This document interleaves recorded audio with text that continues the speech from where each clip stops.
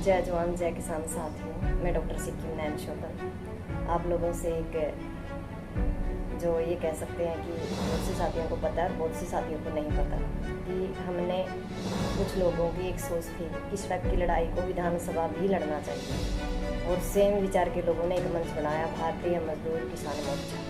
और उस मोर्चे के तहत हमने सभी किसान संगठन, सभी खाप और सभी सामाजिक संगठनों से बातचीत की। कुछ लोगों ने कहा कि हम साथ आके इलेक्शन लड़ेंगे, पर कुछ साथियों ने कहा कि हम किसी और को समर्थन नहीं देंगे, हम आपके साथ हैं पर हम इलेक्शन नहीं लड़ेंगे। तो उसी कड़ी में जींद से हमने 20 टिकटें, जिसको हमने 5 टिकट जीत के दी थी किसान मजदूर महिला बेरोजगार लोगों ने मांगी, पर उनका कोई संतुष्टिपूर्ण जवाब नहीं था। जींद की धर्मशाला से हमने कहा था, उसके बाद उस पर कोई कार्रवाई नहीं हुई। और लगातार प्रेस कॉन्फ्रेंस के थ्रू हमने कहा कि किसान मजदूर महिला बेरोजगार लोग मनरेगा मजदूर 20 सीटों पे लड़ेंगे और 20 सीटों पर आप अपना कैंडिडेट मत उतारना। कोई भी पार्टी जो किसान मजदूर महिला बेरोजगार लोगों को सत्ता में ये चाहती है कि वो हकदार हो।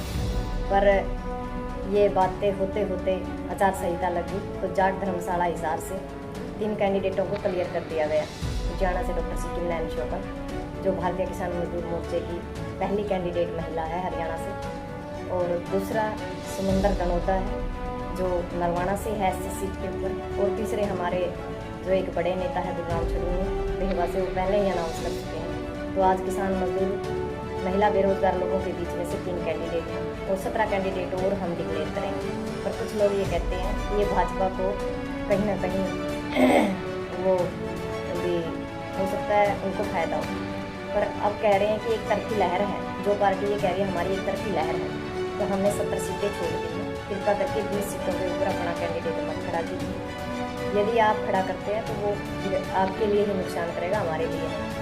क्योंकि उस पार्टी को ये लगता है कि 5 सीटें हमने जीत के दी हैं, हम उनके कार्यकर्ता, हम उनके कार्यकर्ता नहीं। वो लड़ाई थी हमारी मोदी और आम जनता के बीच, और ये लड़ाई है हमारे हरियाणा के अस्तित्व की, हमारे अस्तित्व की। जब वो पार्टी एक टिकट के लिए भी ये सोचती है कि हम नहीं देंगे, हमारे पास कैंडिडेट बहुत हैं, तो जो किसान है, मजदूर है, महिला बेरोजगार है, जो लगातार 5 साल से सड़कों पे लड़ रहा है, उसको क्या उम्मीद है उन लोगों से?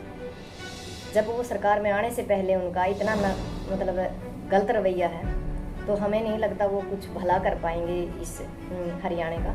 क्योंकि इन लोगों ने, पार्टियां कोई भी हों, वो लोग सिर्फ हमें सत्ता के लिए यूज करना चाहते हैं, ताकि जितना अत्याचार होगा दूसरी पार्टी आएगी। पहले दूसरी पार्टी शोषण कर रही थी, फिर दूसरी पार्टी शोषण कर रही है। इसके अलावा मेरे बहुत से साथियों से बातचीत हुई है, वो कह रहे हैं कि आप इतने बड़े लोगों के बीच में कहाँ टिक पाएंगे। हाँ, ये बात सोचने की है, पर मेरे साथियों, यदि आप लोग हमारा सहयोग करेंगे तो कोई चीज़ बड़ी नहीं है। हम मानते हैं हमारे पास बड़ा तामझाम नहीं है, हमारे पास बड़ी गाड़ियाँ नहीं हैं, बड़े ऑफिस नहीं हैं, पर मेरे पास बड़ा दिल है, बड़ा आत्मविश्वास है और आप लोगों का आशीर्वाद है। तो आप लोग चिंता मत कीजिए और टेंशन मत लीजिए, माहौल बनाने का काम कीजिए। मैं आपके साथ हूँ, लड़ने के लिए तैयार है।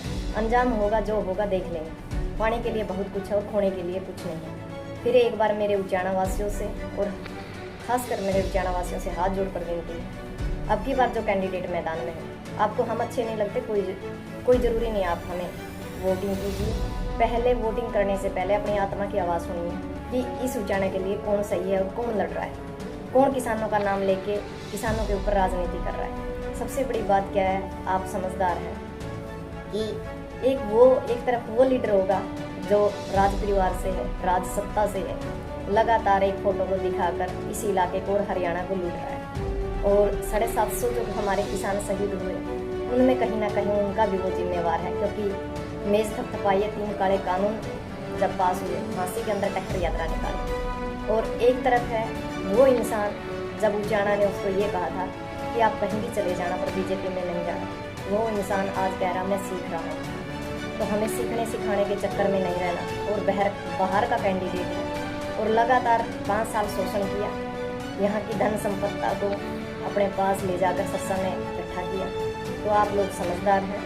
और इसके अलावा किसी भी अन्य कैंडिडेट, मैं ये नहीं कहती कि मेरे को ही दे आप, जो आपको ये लगता है कि जो इसने किसानों की, मजदूरों की, जिन्होंने अपना परिवार, अपना घर ना देखकर समाज हित के लिए लड़ाई लड़ी है, या आपकी निगाह में कोई अन्य कैंडिडेट ऐसा लगता है कि आपकी आवाज़ को बुलंद कर सकता है विधानसभा में, आप उसको वोटिंग कीजिए।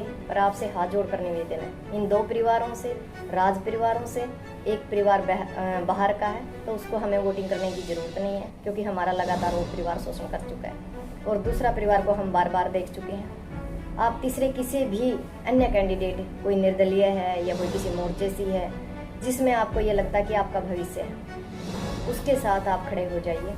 मेरा आपसे निवेदन है, उचाना के भविष्य के लिए, हरियाणा के भविष्य के लिए जो हम लगातार लड़ाई लड़ रहे हैं, कृपा करके उसको आप धूमिल मत कीजिए। लोगों ने एक राय बना रखी है कि किसान, मजदूर, महिला, बेरोजगार लोगों को वोट कोई नहीं देता। जो लंबी लंबी गाड़ियों वाले लोग हैं या जो पैसे लगाते हैं वही इलेक्शन जीतता है। पर मैं एक अध्याय नया जोड़ने की कोशिश कर रही हूँ हरियाणा से कि बिना ताम झाम के, बिना पैसे के और लोगों के प्यार से और आशीर्वाद से भी इलेक्शन जीता जा सका है, एक सीमित दायरे के अंदर।